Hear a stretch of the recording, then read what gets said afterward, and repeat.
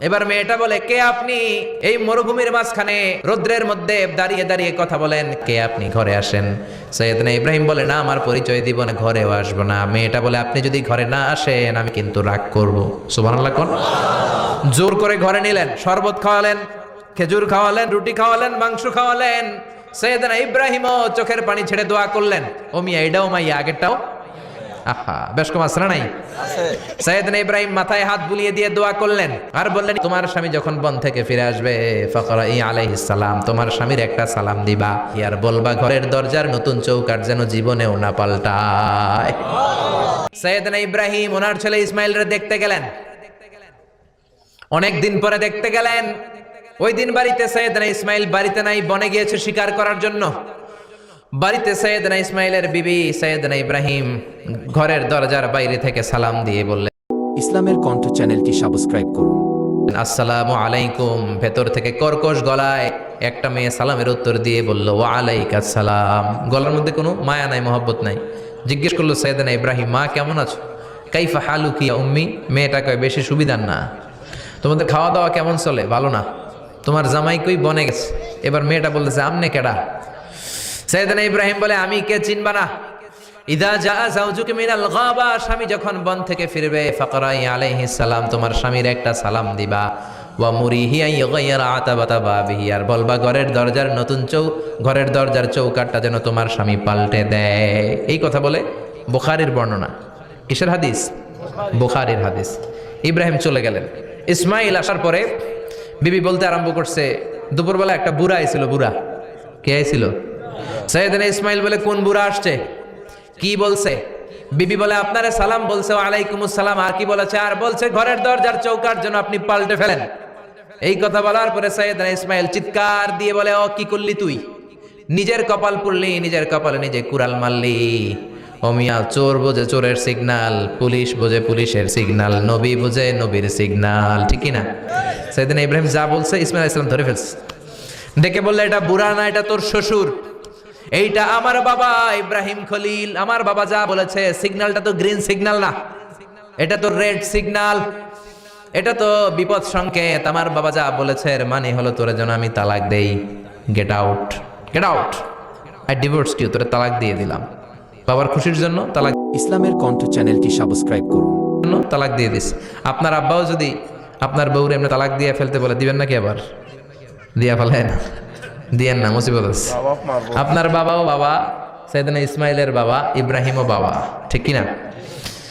সাইয়েদনা ইব্রাহিম মন গড়া কথা বলতেন না, আকাশ থেকে ওহী আসলে বলতেন।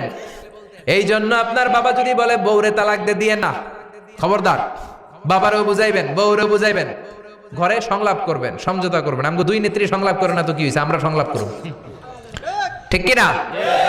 ঘরে ঘরে আমরা সংলাপ শুরু করব, মিলাই দিবেন, হ্যাঁ, বুঝাই দিবেন, বাবারও বুঝাবেন, বউরেও বুঝাবেন।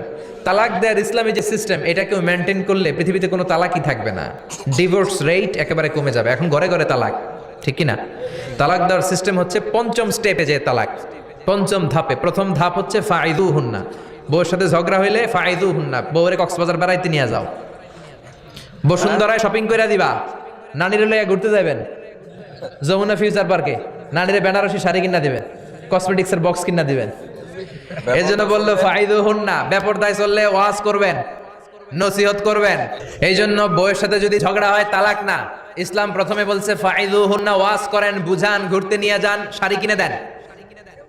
এতেও যদি লাভ না হয়, ওয়াহজুরুহুন্না ফিল মাদাজি, বিছানা আলাদা করেন, বউ থাকবে এক ঘরে, আপনি থাকবেন আরেক ঘরে। হয়তো এই বিচ্ছেদের কারণে ভুল বুঝাবুঝি ভেঙে যাবে, স্ত্রী ফিরে আসবে, ঠিক কিনা? এতেও কাজ হয় না।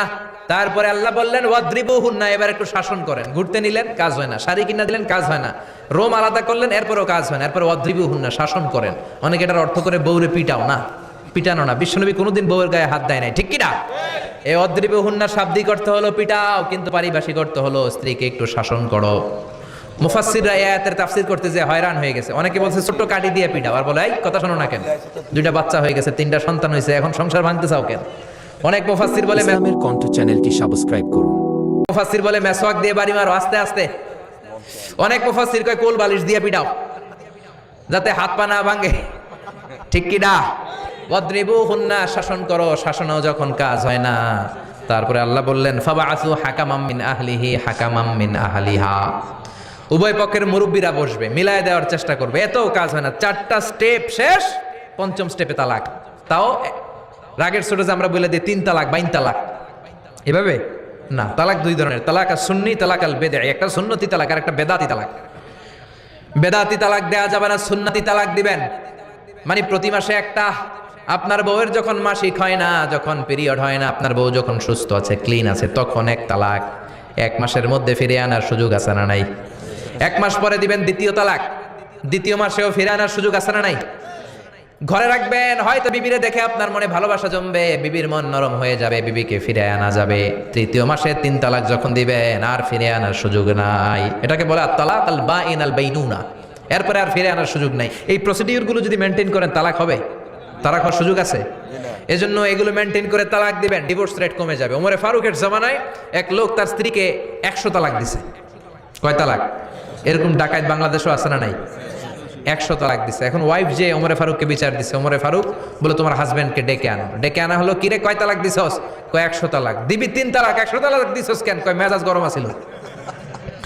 ওমরে ফারুক বলে ঠিক আছে, বিচার হলো 3 তালাকে তোর বউ তালাক, বাকি 97 তালাক এখন তোর পিঠে পড়বে। সুবহানাল্লাহ পড়ে। এরকম যদি মাইট দেওয়া যেত জায়গা মতো, সব তালাক বন্ধ হয়ে যেত। চিল্লায় বলেন ঠিক কি না? এজন্য আপনার বাবা যদি বলে ও বাবা তোর বউরে তালাক দে, তালাক দিবেন না, বুঝাবেন। বাবারেও বুঝান, বউরেও বুঝান, বরকত দিবে কে? সাইয়েদনা ইব্রাহিম বললেন ঘরের দরজার চৌকাঠ পাল্টে ফেলো। মনে আছে ঘটনা? না ভুলে গেছেন বোধহয়? তালাক দিয়ে দিলেন বিবিকে, নতুন সংসার শুরু হলো। আরেকটা ইসলামের কণ্ঠ চ্যানেলটি সাবস্ক্রাইব করুন। বংশীয় নেককার মেয়েকে বিয়ে করলেন। 3 বছর পর সাইয়েদনা ইব্রাহিম আবার বেড়াতে আসলেন। আজকেও সাইয়েদনা ইসমাইল বাসায় নাই। সাইয়েদনা ইব্রাহিম সালাম দিলেন, আসসালামু আলাইক। এবার জাদুমাখা কণ্ঠে, কুকিল কণ্ঠে, মোলায়েম কণ্ঠের একটা মেয়ে ঘরের ভেতর থেকে বলে ওয়ালাইকুমুস সালাম। ওয়ালাইকুমুস সালাম। সাইয়েদনা ইব্রাহিম বললেন কাইফা হালুকিয়া উম্মি, মা কেমন আছো বলো বলো। মেয়েটা বলে আলহামদুলিল্লাহি আলা কুল্লি হাল, সব অবস্থায় আলহামদুলিল্লাহ। সুবহানাল্লাহ পড়ে। সংসার কেমন চলে? কয় খুব ভালো। খাওয়া দাওয়ার অবস্থা কি? কয় আরো ভালো।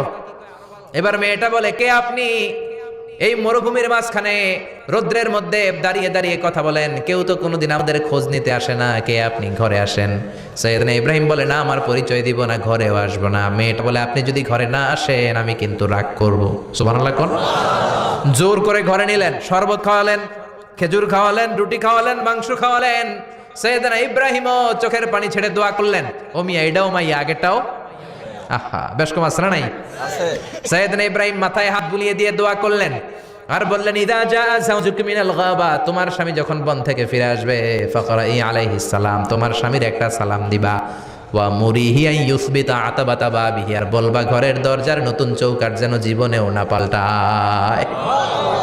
চলে গেলেন। ইসমাইল আসলেন। বিবি বলল নুরানি চেহারার এর একটা শুনে ইসমাইল তো ভয় পেয়ে গেলেন। কিরে, আগে তো একটা ঘটনা ঘটছে, ঠিক না? কেমন আচরণ করেছিস বল। বিবি বলে আপনি ভয় পাবেন না, আমি খুব ভালো আচরণ করেছি, আপ্যায়ন করেছি। তিনিও খুশি হয়ে আমার মাথায় হাত বুলিয়ে দোয়া করে দিয়েছেন আর বলেছেন ঘরের দরজার নতুন চৌকাঠ যেন জীবনেও আপনি না পাল্টান। সুবহানাল্লাহ। সাইয়েদনা ইসমাইল বিবিকে জড়িয়ে ধরলেন। বিবিকে জড়িয়ে ধরে বললেন ও বিবি, তুই তো পরীক্ষায় গোল্ডেন এ প্লাস। কি এ প্লাস? যেই মুরব্বী লোকটা এসেছিল সাধারণ কোনো মানুষ নয়, তোমার শ্বশুর আমার বাবা ইব্রাহিম খালিল। আমার বাবা যেই কথা বলে গিয়েছেন, যে ইঙ্গিত দিয়েছেন, এটা তো গ্রিন সিগন্যাল।